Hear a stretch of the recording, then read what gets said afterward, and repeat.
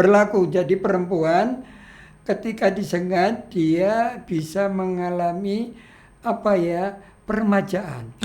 Ototnya jadi menguat. Jadi tekstur di situ kan ada labia minora, labia mayora ya. Betul. Di bibir Vagina ya. Vagina. Saya mau tanya nih, vitalitas itu standarnya buat siapa sih?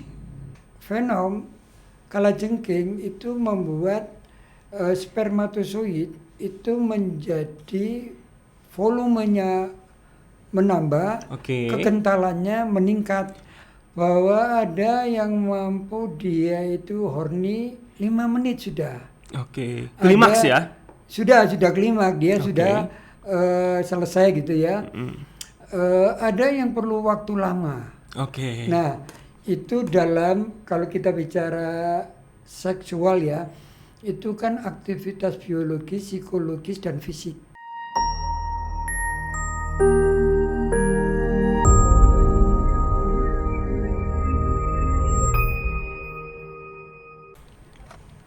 Oke teman-teman, to the point aja. Emang benar kalau misalnya kalajengking itu bisa menambah vitalitas bagi pria? Bisa? Ya. Dimakankah kalajengkingnya? Atau dirujak mungkin? Seperti yang di TikTok, Instagram ya.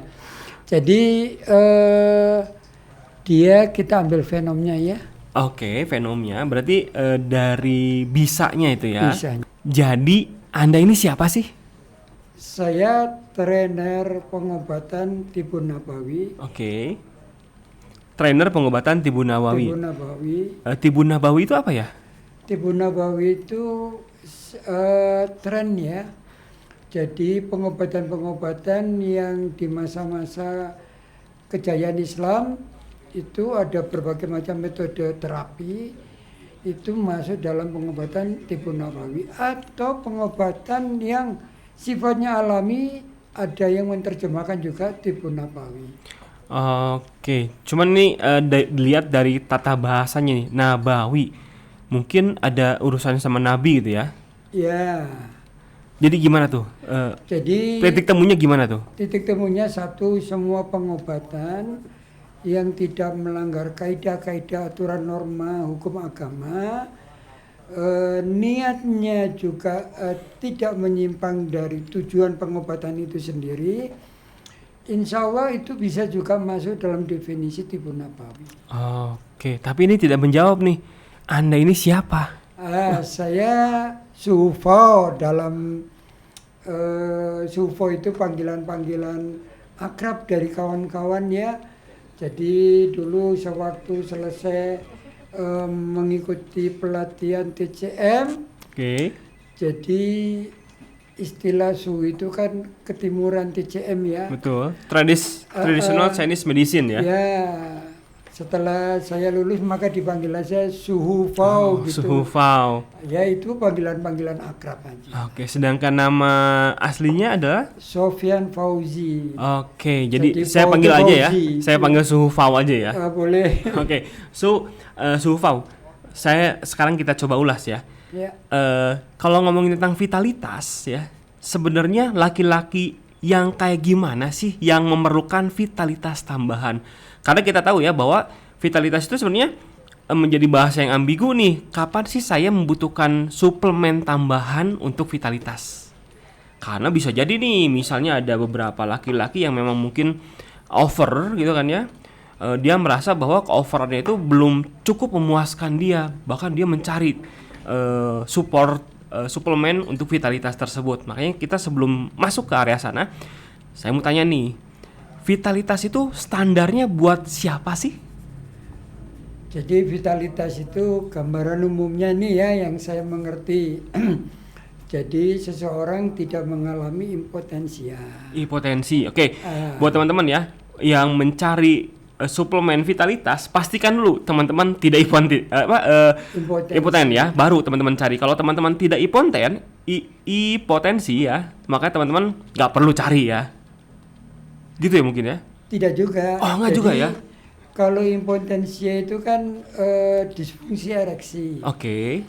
Selain disfungsi ereksi, kita juga memerlukan bahwa kesuburan menjadi utama. Oke.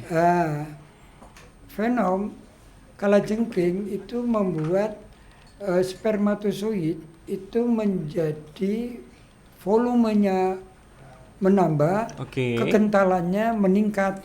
Karena dengan volume dan kekentalan itu bukti dari tingkat kesuburan seseorang.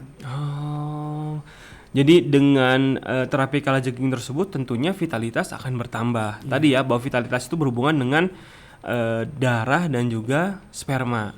Ya. Gitu ya. Nah, pertanyaan berarti selain tadi yang impoten ataupun ejakulasi dini ya, orang-orang kan masih belum paham nih mungkin ya, ejakulasi dini ini emang seberapa dini sih? Gitu ya. Karena bisa jadi seperti ini ya, mungkin bagi sebagian orang yang misalnya saya ini terbiasa misalnya sekitar 10-15 menit ya. Tapi begitu saya jatuh ke 5 menit, itu saya udah anggap edi misalnya, ejakulasi dini. Tapi bagi beberapa orang, oh enggak, 5 menit itu udah cukup loh katanya. Nah, jadi kita ngomong agak vulgar dikit ya. Ejakulasi dini ini emang tarafnya seberapa lama sih? Saya belum mendapatkan definisi yang jelas ya. Kalau kembali kepada pengakuan para ibu-ibu ya, akhwat itu, bahwa ada yang mampu dia itu horny 5 menit sudah. Oke. Klimaks ya? Sudah klimaks, dia sudah selesai gitu ya. Ada yang perlu waktu lama. Nah, itu dalam kalau kita bicara seksual ya, itu kan aktivitas biologis, psikologis dan fisik. Betul. Jadi fisiknya mungkin kemampuan ereksi. Ya, kemampuan ereksi, kemampuan biologisnya itu ya kemampuan dalam memancarkan sperma. Yang psikologis adalah bahwa rasa itu mendasari orang bisa klimaks atau tidak.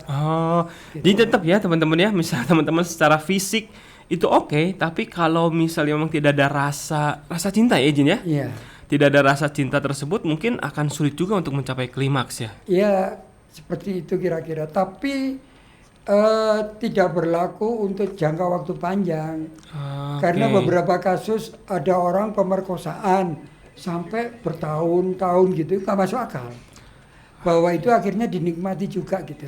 Jadi akan mungkin tuh ya? Ya artinya bahwa rasa itu mendasari untuk dia berkesinambungan. Jadi mustahil kalau ada cerita dia perkosa sampai 5 tahun gitu ya? Iya gitu. Tapi mungkin karena memang terpaksa kali ya? Ya artinya di situ kan kalau tidak, maka akan terjadi luka infeksi yang nggak mungkin dipakai. Iya, betul.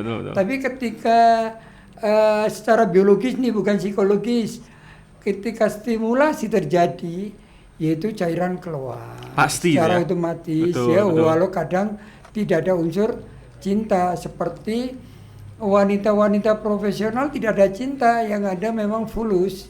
Nah, tapi itu akhirnya juga bisa berjalan karena fungsi biologis tubuh manusia dalam melindungi tubuh itu ada cairan yang keluar. Tetap berfungsi ya? Iya.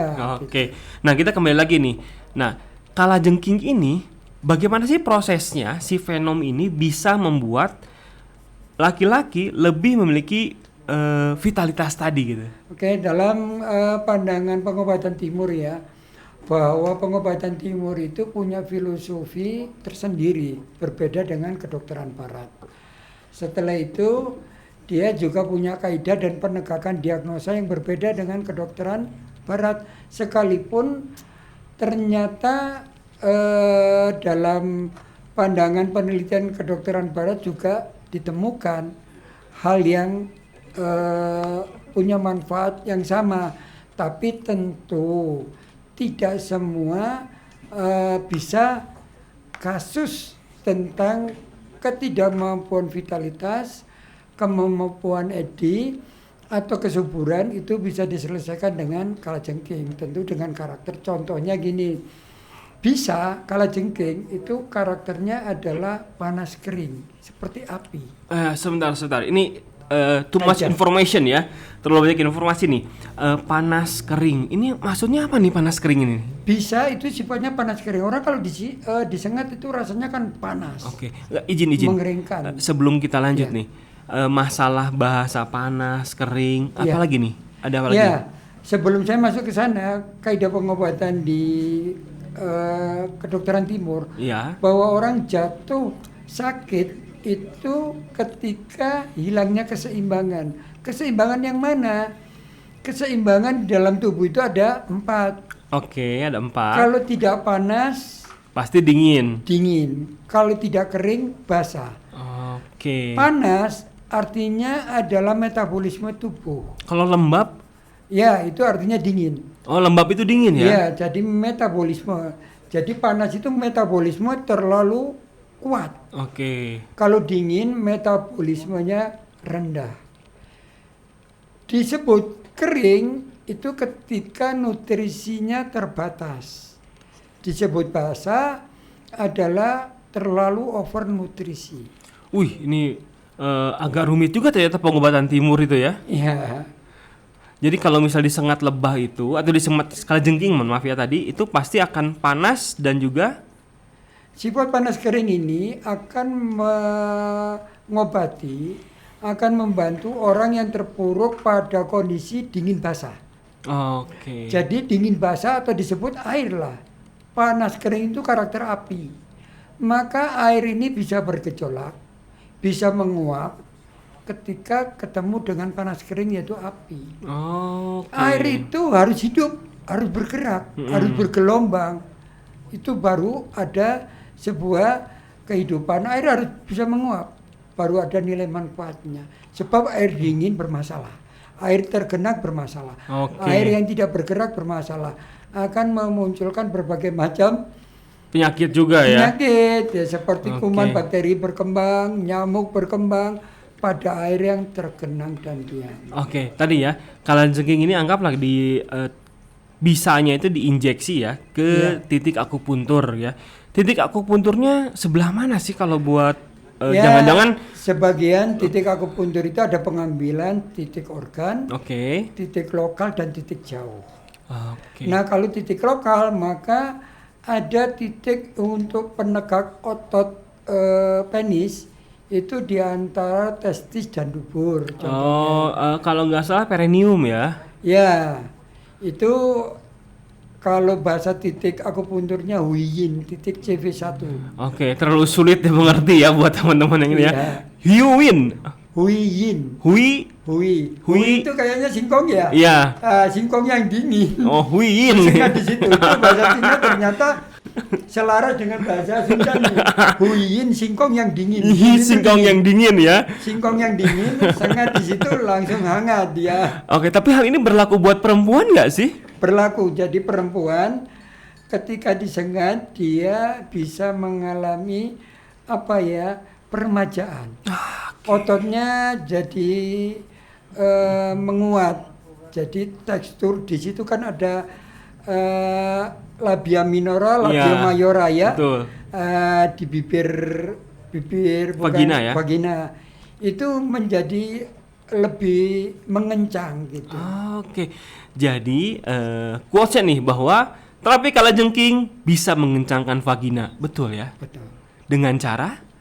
Dengan cara baik itu minum madu venomnya atau diterapi sengat. Gitu. Oke, yang jelas menggunakan sengat kalajengking cukup dinilai efektif bagi orang-orang yang dingin tadi ya. Iya, dingin basah. Oke, dingin basah. Tapi yang namanya laki-laki ya Suhu ya. Kalau laki-laki ini kan selalu bilang kurang. Ya. Kalau misalnya saya udah di atas rata-rata ya. Saya udah mungkin 15 sampai 20 menit penetrasi saya masih oke, tapi kurang. Saya pengen lebih, pengen more. Gitu ya. Nah, itu kan dia sifatnya berarti setelah tidak langsung singkongnya panas nih ya, bukan dingin lagi nih ya. Nah, ketika singkongnya panas itu atau ubinya panas gitu kan, kita kasih terapi kalajengking tadi, hasilnya seperti apa? Ya kan semua dilakukan ketika diperlukan ya. Ya.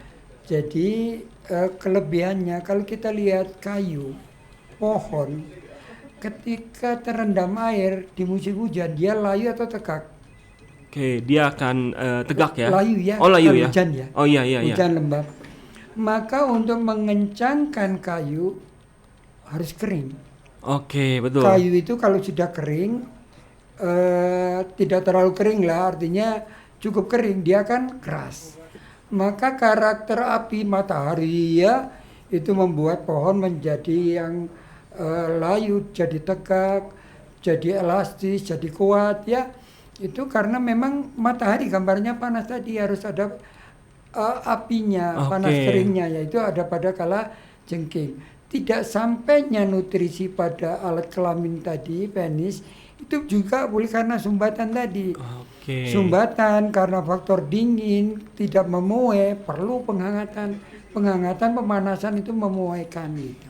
Oke. Tapi kan itu konteksnya bagi orang-orang yang dingin ya. Ini bagi orang-orang yang panas. Yang memang saya pengen do more, pengen eksplorasi jauh gitu. Ya, kalau sudah panas tapi menjadikan lemah, tapi kalau panas tetap kuat, ya tidak perlu ada terapi. Pengen do more maksudnya. Anggaplah, saya kayaknya pengen 1 jam deh gitu. Maka itu dikuatkan ke organ jantungnya, ke organ ototnya gitu ya. Maka kalajengking ini bisa diterapkan asal orang tidak punya trauma diabetik. Oh, diabetes ya? Iya. Kenapa tuh? Karena dalam penelitian fenom kalajengking itu meningkatkan hipoglikemia. Oke, yang meningkatkan artinya hiperglisemia. Meningkatkan gula. Oh, oke. Dan lagi mungkin dari sengatannya itu pasti terdapat luka ya? Enggak. Oh, enggak ya? Enggak. Mungkin yang bagi diabetes takutnya lukanya mungkin tambah menganga. Bukan. Fenomnya sendiri, kandungan dari fenom itu dia meningkatkan gula. Oh, oke. Nah, maka gula ini kan sifatnya pembangkit ya. Tapi kalau berlebihan dia juga melemahkan gitu. Oke, mungkin ada beberapa kasus ya teman-teman yang kena diabetes parah itu bahkan tidak bisa berdiri lagi nih gitu kan. Jadi kalau untuk mereka kayaknya terapi kalajengking nggak bisa ya. Ya, maka terapinya sifatnya harus yin, itu tadi yang sifatnya panas, harus yang sifatnya dingin. Seperti lintah. Oke. Lintah itu dalam penelitian terbukti bahwa dia mampu mengembalikan kadar gula. Oke, tapi kan lintah itu pasti menimbulkan luka. Ya. Lukanya kalau bagi orang diabetes mungkin akan sedikit bermasalah mungkin. Pertanyaannya kan sama, orang di fasduk, orang di bekam, orang di lintah ya. Oke. Penyebab dari luka tidak sembuh kan gula. Ya. Sementara dengan bekam, darah gulanya keambil nih, berarti potensi penyebab dari luka tidak sembuh kan sudah berkurang, potensinya berkurang. Demikian juga fasduk, ketika ngeluarin darah bersama dengan gulanya, maka potensi untuk dia luka tidak mengering berkurang karena memang unsur penyebab dari luka tidak kering gulanya kebawa keluar. Oke, sip. Izin, ini terapi kalajengking ini dapat dari mana sih idenya nih? Ya, ini seusia anak kembar saya yang sekarang sudah kelas 3 SMP. Oke. Anak kembar saya itu, alhamdulillah setelah saya belajar sengat dan disengat, istri subur, saya subur. Wah. Setelah disengat jadi kembar. Istri hamil jadi kembar. Gitu. Itu riwayat kawan-kawan pun yang waktu itu belajar setelah disengat kalajengking beberapa bulan istrinya pada hamil. Oke, jadi jika teman-teman yang ingin istri hamil sengat kalajengking, tapi tetap ikhtiarnya harus dong ya. Ya, harus didiagnosa ya. Ya. Ketepatannya titiknya ya memang diagnosa itu adalah pintu gerbang yang paling mutlak dalam melakukan eksekusi terapi. Oke, jadi di sini saya coba tegaskan lagi bahwa kalajengking ini sengatannya selain bisa mendongkrak vitalitas pria dan juga bisa menambah peremajaan perempuan, ya, organ reproduksi perempuan. Setelah itu wanita-wanita yang kering karena menopause itu kembali lentur dan basah. Wah, ini berita yang sungguh luar biasa nih ya. Buat teman-teman yang misalnya punya kenalan ya, yang memang sudah menopause, itu bisa menggunakan terapi kalajengking ya. Iya. Wow. Ini kesuksesannya berapa persen sih? Cukup efektif. Cukup efektif ya? Cuman saya memang saya tidak terbiasa mengupload muncul di medsos dalam memberikan baik edukasi, jualan, tidak. Saya menghabiskan waktu saya di rumah ya untuk penelitian, menyempurnakan produk. Jadi fenom kalajengking ini sudah saya kombinasi dengan formula-formula herbal TCM yang sudah teruji ratusan tahun tadi. Kita masukin fenom supaya menjadi booster gitu, dan hasilnya luar biasa gitu. Wow.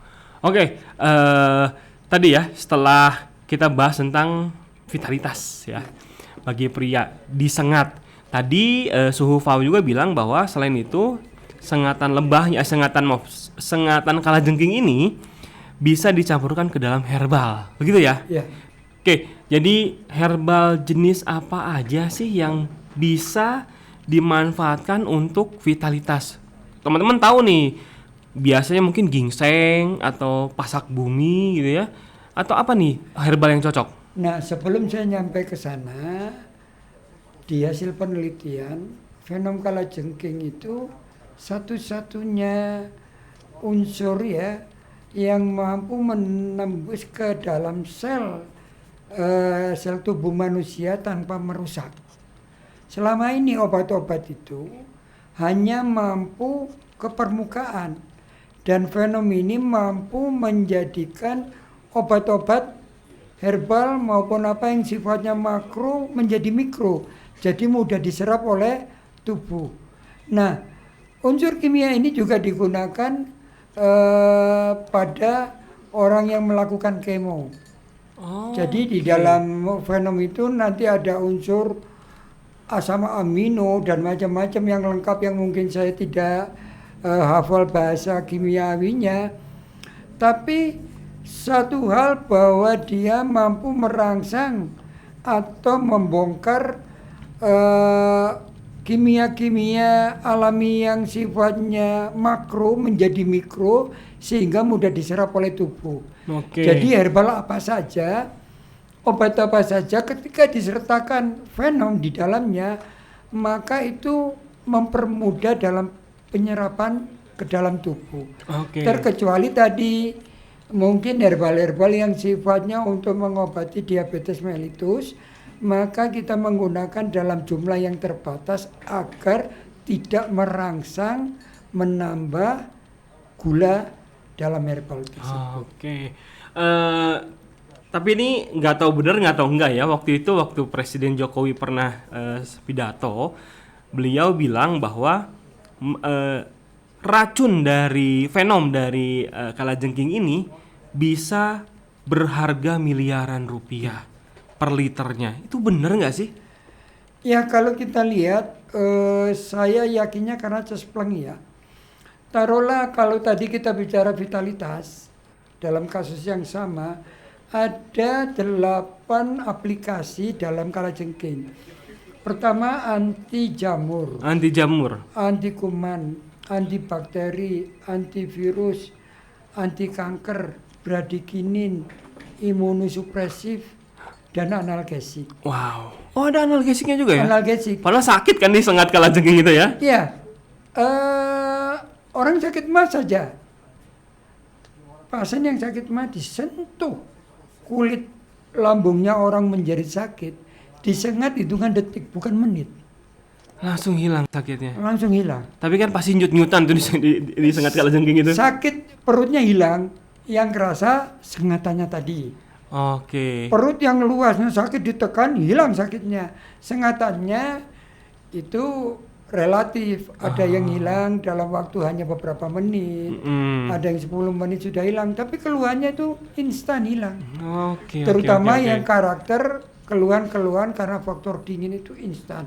Nah, salah satunya adalah rematik. Gitu. Kalau sakit gigi bisa kali ya? Bisa. Untuk analgesiknya ya. Disingkat di mana tuh kalau sakit gigi gitu? Kalau sakit bagian gigi bawah di janggut sini. Kalau gigi bagian atas di samping hidung sini. Itu sakitnya hilang selama sumbernya. Ini kalau bicara analgesiknya loh. Tapi kalau sakitnya karena faktor angin, dia bukan menghilangkan sumbatan anginnya, ini analgesiknya. Izin nih. Sekarang ini kan kita kalau lihat di Instagram di mana banyak banget nih obat-obat kuat ya yang dibalut dengan herbal gitu ya. Entah itu herbal A, herbal C, mungkin kandungannya sama-sama tuh rata-rata seperti ginseng dan pasak bumi dan lain-lain lah. Atau misalnya menggunakan merek-merek paten yang memang obat-obat paten ya, seperti misalnya kandungan sildenafil, tadalafil dan lain-lain gitu. Nah, di mana obat-obatan ini mereka semuanya itu rata-rata yang obat-obat kimia ya, memacu jantung bekerja lebih keras. Kalau nggak salah dia tuh ada semacam hormon apa yang sengaja dikunci supaya keluarnya lambat, gitu ya. Jadi prosesnya itu darah dikunci di penis, lalu ada hormon yang sengaja tidak dilepas karena obat tersebut agar darah tersebut tetap terkunci di penis. Nah, tapi kan itu secara tidak langsung kita tuh membuat tubuh kita itu bekerja tidak seharusnya, gitu kan? Nah, apakah dengan racun atau bisa kalajengking ini seperti itu membuat tubuh kita anggaplah fungsinya didiamkan gitu atau seperti apa? Ya, kalau kita lihat kalau dia diterapkan untuk langsung pada tindakan, pada alatnya, pada tempat lokal, fungsinya hampir seperti itu yang Anda sebut, Kang Adam sebut tadi. Tapi untuk herbal-herbal khusus seperti kejantanan, vitalitas, maka kalajengking kita masukkan sebagai booster. Boosternya ya? Booster. Kenapa? Kita tidak ingin kasus seperti sabu-sabu atau apa sebelumnya itu. Sebelum sabu-sabu apa? Ekstasi mungkin atau? Ekstasi ya. Itu dulu digunakan oleh pejabat-pejabat untuk roadshow, safari. Dia tidak ada capeknya. Iya. Tapi itu energi besok diambil sekarang. Oke. Ya kan dia jadi berutang, jadi korosif itu. Seperti orang di usia 40-50 begadang 1 hari bisa kembali fresh, itu dibayarnya sepekan. Nah, untuk konsep TCM ketika bicara vitalitas, bicara apapun, maka kita sistemik. Kita bicara akibat, hulunya, hilirnya, hulunya kita lihat. Jadi api kita hidupkan, harus kita siapkan kayunya. Oke. Jadi kalau kita hanya kayu yang ada kita bakar, setelah itu jadi abu, apinya hilang. Nah, tapi harus kita siapkan tuh kayu-kayunya, kita siapkan pemanggangannya agar cairan itu keluar, masih dirangsang tubuh untuk memproduksi cairan. Apinya menyala karena bahannya dirangsang juga untuk tumbuh. Nah, ini kalau di kedokteran timur ini ada cairan ginjal, ada api ginjal ya, untuk memanaskan. Itu semuanya kita bangun. Bukan apinya saja yang sekedar berkobar, maju perut, pantat mundur, nggak bisa. Tapi amunisinya kita bangun. Oke, tapi ngomong-ngomong tentang organ ginjal nih, katanya memang kalau vitalitas itu sangat berpengaruh ya organ ginjal itu ya? Ya, tapi bukan satu-satunya, dia memang paling menguasai. Jadi begini, kalau orang Madura itu kalau ada suami ingin menikah lagi, syaratnya kalau pipis harus bisa melewati kepala. Jadi kencing itu harus bisa menyembur melewati. Harus begini ya? Gitu. Kalau gitu naik bangku mungkin ya? Nah, maknanya adalah kemampuan memancarkan air seni, kemampuan menembakkan sperma itu adalah kemampuan ginjal. Kemampuan menahan sperma, kemampuan menahan pipis itu juga kekuatan ginjal. Ada orang pipis nggak tuntas. Iya. Ya, ada orang beser nggak bisa menahan pipisnya, betul. Ada orang yang nggak bisa nahan sperma, baru nempel sudah tumpah. Ya. Nah itu kemampuannya di energi ginjal. Jadi mungkin dengan kalajengking ini kita bisa sekaligus memperbaiki ginjal kita gitu ya. Betul. Oh, jadi buat teman-teman ya, terapi kalajengking ini tentunya bukan terapi yang hanya berfokus pada pengobatan satu hal saja. Tapi tentunya bisa mengobati secara sistemik ya tubuh kita ya. Jadi misalnya seperti tadi vitalitas. Kalau vitalitas ini jika teman-teman kurang, maka bukan hanya ranah vitalitasnya saja yang diobati, tapi mungkin ginjalnya juga diobati. Dan mungkin tadi ya kita harus memang benar-benar jaga pola hidup sehat. Seberapa penting sih pola hidup sehat dengan terapi? Saya mah tenang aja, hidup nggak usah sehat. Kalau sakit tinggal cus beres. Ya jadi tadi bahwa sakit itu, penyakit itu ada yang datang masih di luar, masih di taman, masih di teras. Ada penyakit yang sudah masuk ke rumah. Nah penyakit-penyakit yang muncul di permukaan saja, yang masih di teras, taruhlah tamu itu masih di luar, masih di meridian, itu cukup kita usir, kita sangat beres. Tapi kalau penyakit itu sudah masuk ke organ, dia melemahkan organ, maka tindakan terapi harus dibarengi dengan tadi pengkonsumsian herbal. Oke. Terakhir nih, Suhu. Ya. Vitalitas ini memang vitalitas pria terutama ya, dianggap sungguh urgent sekali ya bagi pria. Karena jika pria yang mungkin ini vitalitas kan sebenarnya ranah pribadi ya, gitu ya. Kita tidak bisa posting, tidak bisa publish vitalitas kita sendiri. Tapi katanya buat pria-pria yang memiliki vitalitas rendah itu biasanya dia kurang percaya diri di luar. Bener nggak sih? Jadi saya tidak melihatnya jauh ke sana. Ini lebih ke dalam ya. Kalau ke dalam nanti muncul keluar. Contohnya begini. Seseorang yang galak kepada bawahan, kepada orang-orang yang menjadi alat kerjanya. Itu sebagian karena memang pelampiasan. Ketika di rumah dia tidak berdaya. Nah, ketidakberdayaan ini ya tadi yang disebutkan tadi, tidak percaya diri. Jadi mudah emosi, mudah apa, yaitu karena tadi. Maka post power syndrome banyak terjadi itu karena hilangnya tempat untuk melepaskan energi tadi. Oke. Jadi bisa jadi ya buat cowok-cowok yang vitalitasnya kurang itu biasanya mereka akan cari tempat pelepasan energi ya.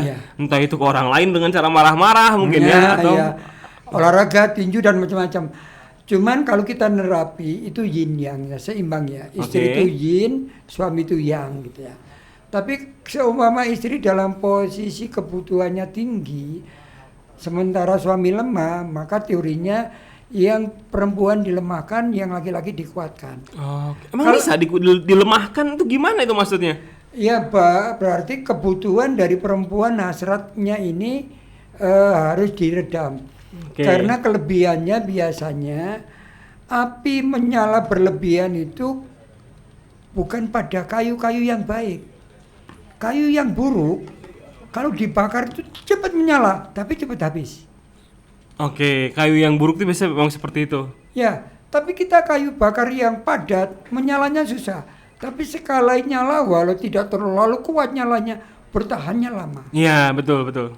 Nah, maka demikian juga perempuan. Perempuan kalau kekurangan unsur itu meledak-ledak seperti marah, seperti birahi, cemburu, birahinya muncul. Itu meledaknya bukan main, tapi itu bukan kebutuhan biologis kadang.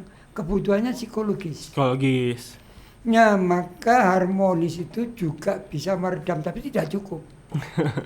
Yang bahaya sekarang itu yang disebut NPD ya. Ya. NPD itu perempuan yang melompat pagar. Oke, over ya. Iya, jadi melompat Sempat loh pagar. kemarin kita bahas tentang NPD ya.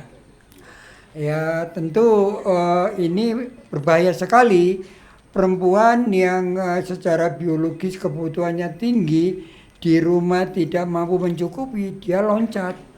Karena ya tadi media sosial itu menawarkan banyak hal yang sebetulnya tidak butuh menjadi kebutuhan. Oke. Ada yang seperti itu yang jadi masalah juga. Betul. Kadang-kadang kita nggak mau beli barang, tapi begitu lihat Shopee atau Tokopedia, tiba-tiba beli barang gitu ya. Nah, ketika suami sebetulnya cukup ya, dengan kasih sayangnya, dia keluar 2-3 kali cukup, sekali kadang cukup. Melihat ada podcast kadang macam-macam, wah cerita ini berondong mampu kuat sampai berapa, wah itu nikmatnya bukan main. Ketika itu terobsesi dia, akhirnya suami yang pertama dirasa cukup menjadi nggak cukup. Oke. Tunggu ini tadi saya udah ngomong terakhir ya, tapi ada sedikit lagi nih berarti ya. Kan kalau laki-laki ini kadang-kadang ya kita mungkin 2 atau 3 kali lah ya merasa it's okay gitu ya, cukup banget gitu ya. Tapi kadang-kadang mungkin sekali juga oke lah ya, cukup lah gitu ya, tergantung usia ya. Tapi emang kalau perempuan emang harus berkali-kali juga ya dia. Nggak cukup lah cuman sekali gitu kan, minimal harus 3 kali gitu. Padahal kan secara tidak langsung perempuan itu kalau sekali aja udah lama, apalagi 2 kali 3 kali gitu kan. Gimana tuh? Nah, perempuan itu tadi ya nuansanya lebih psikologis. Ada kalanya dia tidak hasrat, tapi karena memang kewajiban kebutuhan suami, dia lakukan, entah itu pura-pura apa, dan dia tidak memerlukan. Is oke, aman-aman saja yang seperti itu karakternya. Tapi yang karakternya api, yang gairahnya kuat, itu nggak bisa pura-pura. Ketika dia tidak ekspresif, keluar dan macam-macam, itu bahaya kalau nggak diselesaikan. Maka ya harus diselesaikan. Maka kalau di hadis kan Rasulullah juga menyampaikan tidak boleh kita beres belum mempertanyakan. Iya. Kamu udah beres belum? Nah kalau belum beres, harus beres ini jadi masalah. Kamu udah beres belum? Punya saya sudah alumni, ya kan repot. Nah itu harus diterapi. Oke, ini seru banget ya. Mungkin nanti kita akan bahas lebih banyak lagi tentang TCM ini ya, Traditional Chinese Medicine, dan juga pengobatan Timur atau Tibu Nabawi. Yeah. Nah, buat teman-teman nih, kira-kira gimana sih caranya supaya bisa mendapatkan terapi kalajengking di mana nih? Alumni saya sudah ada di Bandung, ada di Jawa Timur, seluruh Indonesia lah ada. Cuman memang belum merata pelatihan kalajengking. Tapi perlu diingat, terapi kalajengking itu punya efek yang serius apabila tidak mengikuti SOP, petunjuk, dan memahami, karena bisa masuk UGD itu. Orang terapi kalajengking karena tidak paham. Iya. Makanya semua terapi, operasi juga sekedar lihat di video, perut dibelah begitu, dikeluarin, dijahit, sederhana kan? Tapi kan meletakkan pisau sendiri itu harus tahu apa yang akan dibelah. Betul. Karakter bahayanya dan macam-macam. Demikian juga kalajengking. Seberapa jauh dosisnya, efeknya, titiknya bermasalah enggak, dan macam-macam. Maka kalau mau terapi kalajengking ya tentu pastikan bahwa dia expert. Oke, jadi buat teman-teman ya, kalau misalnya ingin terapi kalajengking atau terapi apapun itu, teman-teman harus memastikan terapisnya itu expert atau benar-benar memahami. Karena tadi seperti Suhufau bilang bahwa tidak semua orang tepat untuk mendapatkan terapi kalajengking. Jadi baiknya coba konsultasikan dulu dengan yang expert, baru teman-teman eksekusi ya untuk terapi tersebut. Nah, kemana nih kalau pengen dapat konsultasi yang tepat nih? Ya, karena klinik saya sudah tutup ya. Sudah tutup itu karena kliniknya kumpulan orang hebat nih. Susah ya. Kumpulan orang hebat loh ya, mestinya jalan. yang ujung tombaknya kan marketing, kita nggak punya marketing bagus. Nah maka ya sudah, saya di rumah kalau mau konsultasi ya bisa via phone di nomor telepon saya. Oke, mungkin bisa disebutkan nomor teleponnya? 0857 2284 50 30. Oke. Dengan Sufau gitu. Oke, mungkin teman-teman bisa repeat videonya ya untuk mendapatkan nomor teleponnya, dan bagusnya sih coba WhatsApp dulu ya atau pesan dulu ya. Ya. Terkait ketersediaan dari Sufau ini. Mungkin nanti lanjutnya bisa teman-teman coba ngobrol lagi di WhatsApp tentang terapi yang cocok untuk teman-teman. Nah, di akhir kata bahwa terapi kalajengking ini tentunya bukan hanya terapi untuk vitalitas pria, tapi untuk kebanyakan penyakit yang beredar di Indonesia ya, di lokal sini. Tapi tadi tidak semua orang pantas atau mampu menampung efek dari terapi kalajengking. Jadi baiknya tetap konsultasikan kepada expert untuk terapi kalajengking ini, atau ke orang yang benar-benar paham tentang bisa atau fenom kalajengking ini.